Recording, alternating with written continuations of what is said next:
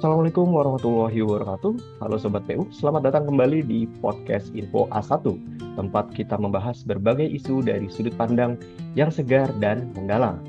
Bersama saya Divan Aji, selaku host selama beberapa menit ke depan, akan kita bahas beberapa topik yang telah didapatkan selama beberapa hari menjalani pelatihan dasar, di antaranya wawasan kebangsaan yang akan disampaikan oleh Mas Aziz, bela negara yang akan disampaikan oleh Mas Fatih, pembinaan sikap dan perilaku yang akan disampaikan oleh Mbak Eci, analisis isu kontemporer yang akan disampaikan oleh Mbak Riri, teknik analisis isu yang akan disampaikan oleh Mas Fajri, serta rangkuman materi yang akan disampaikan oleh Mas Vito. Nah, dengan topik-topik yang menarik dan juga penyampaian materi yang sudah tidak diragukan lagi kualitasnya, pastinya pembahasan dalam podcast ini akan sangat berbobot dan sayang banget untuk Sobat PU lewatkan. Baik, untuk pemateri pertama, saya persilahkan kepada Mas Aziz. Silakan Mas Aziz. Ya, terima kasih Mas Divan. Di hari pertama sendiri, kita kan setelah diterima PNS ini kita perlu latsar. Di latsar ini, hari pertama kita dipaparkan materi tentang wawasan kebangsaan. Apa sih wawasan kebangsaan itu? Wawasan kebangsaan ini merupakan suatu fondasi yang penting yang membantu kita untuk memahami berbagai aspek tentang Indonesia. Mulai dari jati diri bangsa Indonesia itu sendiri, sejarah terbentuknya bangsa dan negara Indonesia, mulai dari masa-masa kerajaan Nusantara, di mana kita berjuang masih bersuku, perkerajaan, dan terpecah belah, bahkan sering diadu. Hingga adanya pergerakan-pergerakan nasional yang dimulai dari Budi Utomo, habis itu ditegakkan dengan puncaknya, ditegakkan pada bangsa Indonesia dengan menyatakan bahwa kita adalah satu bangsa Indonesia pada Sumpah Pemuda, hingga pada puncaknya ada puncak perjuangan utama ada di proklamasi, walaupun kita akan tetap meneruskan di berbagai zaman mulai dari reformasi hingga masa kini. Selain itu pula, kita juga ditekankan lagi dengan konsensus dasar berbangsa dan bernegara yang terdiri dari Pancasila sebagai ideologi, undang-undang sebagai sumber hukum tertinggi, Bhinneka Tunggal Ika semboyan negara kita, dan NKRI itu sendiri sebagai wujud dari negara kita, di mana tiap-tiap konsensus ini memiliki esensi dan kristalisasi nilai yang lebih mendalam kembali. Ini bukanlah, kita juga dijelaskan selanjutnya mengenai sistem administrasi Negara Kesatuan Republik Indonesia atau biasa disebut dengan SANKRI, yang susunan ini akan mengantarkan kita bagaimana sih cara negara ini bekerja, urutannya mana yang didahulukan, mana yang harus diikuti, sehingga nantinya dengan pemahaman menyeluruh ini, dengan wawasan kebangsaan ini, bukan hanya akan kita simpan sebagai pengetahuan, namun ini perlu diresapi dan diamalkan, sehingga kita dapat menangani tantangan kebangsaan yang sangat banyak sekali, seperti kondisi geopolitik dunia sekarang, kemiskinan, transisi pemerintahan dari satu pemerintahan lain, bahkan hingga terorisme. Sehingga setelah kita menangani semua tantangan bangsa ini, kita dapat yakin untuk mencapai cita-cita bangsa. Selanjutnya, saya serahkan kepada MC.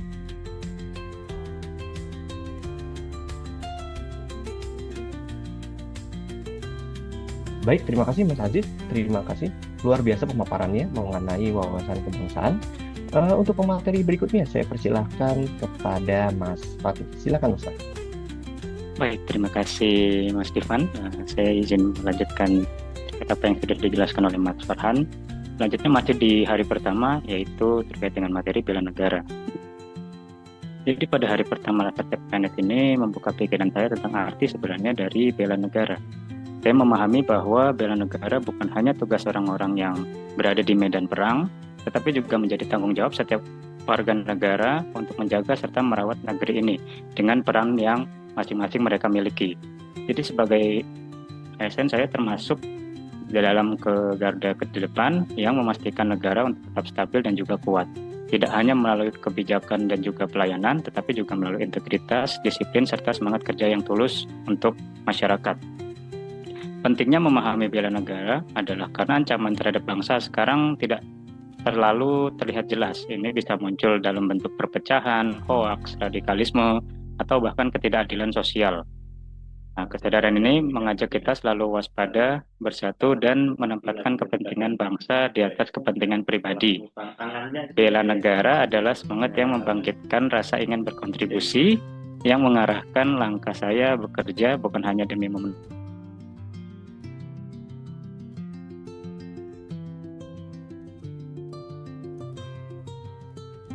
kewajiban tetap ke depan.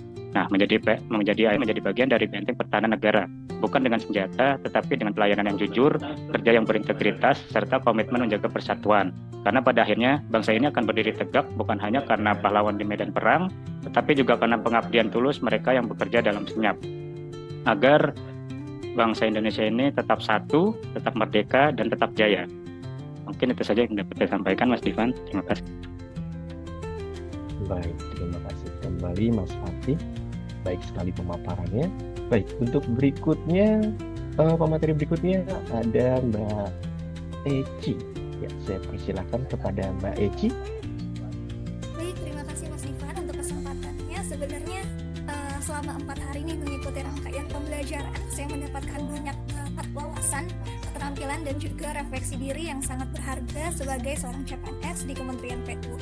Setiap harinya memberikan fokus materi yang berbeda, tapi saling berkaitan dan membentuk satu kesatuan pemahaman tentang peran ASN dalam membangun bangsa. Dimulai dari membangun fondasi nilai kebangsaan, menginternalisasi sikap positif, memahami isu yang berkembang, hingga membekali diri dengan keterampilan analisis. Semua ini pastinya memperkuat kesiapan saya sebagai ASN muda untuk bekerja dengan profesional, inklusif, dan berintegritas. Nah, khusus untuk materi kedua nih, ini yang paling berkesan buat saya terkait pembinaan sikap perilaku yang saya pelajari tentang algoritma kebangsaan, di mana khusus materi ini memberikan perspektif baru bagi saya tentang bagaimana nilai, identitas, dan juga aksi bisa membentuk karakter bangsa, khususnya melalui peran ASN muda nih Mas. Nah, bagi saya pribadi, algoritma kebangsaan adalah sebuah peta mental yang membantu saya menavigasi sikap dan perilaku dalam menjalankan tugas. Sebagai seorang ASN dengan disabilitas, pastinya saya memahami bahwa inklusivitas bukan hanya slogan, melainkan juga prinsip hidup yang harus diwujudkan dalam interaksi sehari-hari. Nilai-nilai inti dalam algoritma ini meliputi keadilan, gotong royong, inklusivitas, integritas, dan kepeloporan. Saya rasa bukan hanya sekedar teori, tetapi panduan praktis yang bisa saya coba terapkan secara konsisten. Mungkin seperti kayak materi keadilan ya, saya mewujudkan dengan memberikan pelayanan setara tanpa diskriminasi dalam pengelolaan data pegawai. Lalu untuk gotong royong, saya menjalankan sikap melalui kerja sama tim, seperti membantu rekan dalam menyelesaikan tugas. Lalu berikutnya adalah inklusivitas. Saya ini bisa jadikan nilai yang sangat personal bagi saya, karena saya bersyukur bekerja di lingkungan yang memberikan ruang partisipasi aktif bagi pegawai dengan beragam latar belakang, termasuk disabilitas. Lalu berikutnya ada integritas, saya pegang melalui kedisiplinan, menjaga kerahasiaan, dan menolak penyimpangan prosedur. Sementara yang terakhir, untuk materi kepeloporan, saya lakukan dengan memulai kebiasaan positif seperti pencatatan kerja yang rapi dan membagikan narasi positif tentang kebangsaan di media sosial, seperti tugas yang akhir-akhir ini kita laksanakan. Seperti itu Mas. Lalu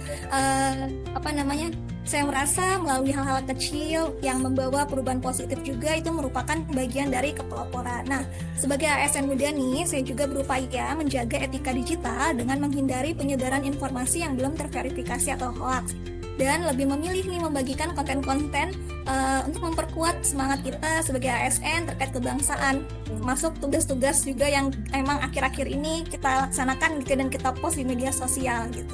Nah, dari materi ini menguatkan keyakinan saya bahwa pembangunan bangsa dimulai dari membangun diri sendiri. Dengan langkah kecil namun konsisten, saya yakin ini bisa menjadi ASN muda yang mampu membawa pengaruh positif baik di lingkungan kerja maupun di masyarakat. Mungkin seperti itu Mas Divan.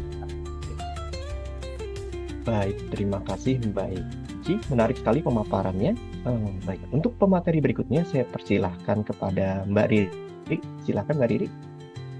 Ya, baik, terima kasih banyak atas kesempatannya, Mas. Mungkin di sini saya ingin menjelaskan terkait apa yang sudah kita pelajari di ketiga gitu. Sebagai lanjutan dari modul yang tadi dijelaskan oleh Mas Aziz, Mas Fakih, dan juga Mbak Enji, gitu di modul 3 kita belajar tentang analisis isu strategis gitu. Di mana pada pembelajaran modul 3 ini kita diajak untuk memahami konsep terkait dengan perubahan lingkungan strategis serta memahami isu-isu strategis kontemporer yang sedang berlangsung di Indonesia. Pada modul ini kita juga diajarkan untuk memiliki kepekaan dan kepedulian serta mengembangkan kemampuan berpikir kritis dan kreatif dalam menghadapi berbagai isu kontemporer yang berpotensi menimbulkan ancaman, gangguan, hambatan, dan tantangan terhadap keutuhan dan kedaulatan NKRI sebagai wujud dari upaya bela negara. Pada pertemuan ini, kita juga diajak untuk membahas beberapa isu strategis yang sedang dihadapi oleh Indonesia, seperti terkait dengan ketahanan nasional Indonesia yang masih perlu ditingkatkan, kemudian juga posisi NKRI sebagai negara kepulauan yang berbatasan dengan berbagai negara, baik di daratan maupun di lautan, serta rentan menghadapi berbagai masalah perbatasan yang mengakibatkan konflik politik, sosial, dan ekonomi. Kemudian juga perubahan iklim dan juga lingkungan yang mengakibatkan kerentanan Indonesia dalam menghadapi berbagai macam bencana seperti banjir rob akibat kenaikan muka air laut, banjir bandang, kebakaran hutan, tanah longsor, dan juga kekeringan yang dapat menimbulkan masalah lanjutan terkait dengan kelaparan. Kemudian juga pelaksanaan demokrasi di Indonesia yang masih belum berlangsung dengan sempurna, di mana tingkat kesadaran dan pendidikan politik masih rendah, serta aspek uang dan oligarki masih berdampak besar dalam pengambilan keputusan politik, serta juga tingkat pendidikan di Indonesia yang masih tergolong rendah, di mana akses pendidikan dari anak-anak muda Indonesia masih terbatas dengan tingkat literasi dan kemampuan berhitung yang terus tergerus. Kemudian dari kesempatan ini saya juga belajar bahwa sebagai ASN kita diharapkan untuk dapat mengidentifikasi isu strategis yang berpotensi mengancam kedaulatan dan keutuhan NKRI, kemudian menganalisis isu dengan cara berpikir kritis dan mengembangkan metode yang tepat sebagaimana nanti akan dilanjutkan pembahasannya. Kemudian juga yang terakhir adalah merumuskan solusi yang inovatif dan kolaboratif dalam menyelesaikan masalah-masalah strategis tersebut. Terima kasih, Mas. Baik, terima kasih Mbak Riri. Bagus sekali pemaparannya. Untuk berikutnya ada Mas Fajri yang akan melanjutkan. Saya persilahkan kepada Mas Fajri. Oke, baik. Terima kasih. Pada hari keempat agenda laksana kita telah belajar tentang teknik analisis isu. Nah, materi ini membahas bagaimana mengidentifikasi, memilah, menganalisis, dan merumuskan penyelesaian terhadap isu-isu strategis yang dihadapi organisasi. Dengan tujuan untuk meningkatkan kemampuan berpikir kritis, problem solving, dan analytical thinking. Pertama, kita diajak untuk memahami konsepsi perubahan lingkungan strategis. Nah, perubahan ini dapat bersifat positif maupun negatif dan mempengaruhi individu, keluarga, komunitas, masyarakat, hingga level global. Dalam konteks pelayanan publik, perubahan lingkungan strategis ini pada akhirnya mendorong perlunya identifikasi isu-isu kontemporer maupun potensial yang berdampak pada kualitas hidup dan kinerja organisasi. Nah, tahap awal dalam penyelesaian isu itu dimulai dari identifikasi dan deskripsi isu. Nah, proses ini melibatkan environmental scanning. Nah, ini yang paling penting sebenarnya karena ini akan menguji kepekaan kita sebagai bagian dari organisasi. Nah, environmental scanning ini untuk menemukan gejala atau masalah yang nyata. Misalnya oleh pemateri tadi diberikan contoh misalnya permasalahan antrian panjang dan kurangnya informasi di ruang tunggu di layanan publik. Nah, setelah kita melakukan environmental scanning sehingga isu-isu itu dapat kita ketahui, nah isu itu kemudian harus diolah lagi. Nah, tahap berikutnya yaitu memilih dan menapis isu untuk menentukan prioritas. Nah, dalam memilih dan menapis isu ini ada dua teknik yang digunakan, yaitu APKL atau aktual, problematik, kelayakan, dan kelayakan. Nah, itu untuk mengukur kualitas isu. Teknik kedua yaitu USG, yaitu urgensi, seriousness and growth. Itu untuk menilai tingkat prioritas penanganan. Nah, setelah isu dipilih, masuk ke tahap analisis isu. Teknik ini ada beberapa teknik yang dapat digunakan, antara lain melalui problem tree, alternative tree, dan target tree. Ini untuk memetakan masalah, inti masalah, kemudian penyebabnya, penyebab langsungnya, dampak, dan alternatif solusi. Jadi problem tree dan alternative tree dan target tree ini untuk sebenarnya untuk menguraikan isu yang kita telah pilih tadi berdasarkan skala prioritas, sehingga mudah untuk dibuat penyelesaian masalahnya. Nah, selain itu ada juga teknik lain, yaitu 5 why analysis, yaitu untuk menggali akar masalah secara mendalam. Dan yang terakhir, kita bisa menggunakan fishbone diagram untuk memetakan sebab akibat dari suatu permasalahan dengan mengelompokkan faktor-faktor penyebab. Nah, setelah menganalisis isu, tahap terakhir yaitu adalah perumusan alternatif penyelesaian masalah atau penyelesaian isu. Salah satu metodenya adalah gap analysis yang membandingkan kondisi saat ini dengan kondisi ideal, serta McNamara filter untuk memilih solusi berdasarkan efektivitas, kemudahan, dan biaya. Nah, keseluruhan proses ini mulai dari menemukan hingga merumuskan penyelesaian masalah ini mengajarkan kita bahwa penanganan isu harus dimulai dari pemahaman yang jelas, penentuan prioritas yang tepat, analisis akar masalah, hingga penentuan solusi yang realistis dan terukur. Nah, dengan menggunakan pendekatan yang sistematis ini, organisasi pada akhirnya dapat merespon tantangan secara efektif dan berkelanjutan. Jadi itu tadi Mas, Mbak Ida, mengenai review tentang materi keempat kita mengenai analisis isu. Sekian, saya kembalikan. Baik, terima kasih Mas Paji, luar biasa pemaparannya. Nah, masih ada satu pemaparan lagi dari Mas Vito. Kepada Mas Vito, saya persilakan. Terima kasih Mas Divan. Sebagaimana yang sudah kita jalani ya beberapa hari ke belakang, jadi banyak materi yang kita dapatkan selama berjalannya distance learning, berurutan dari nilai dasar yang perlu kita miliki hingga tahap awal menyiapkan habituasi berlandaskan nilai-nilai tersebut.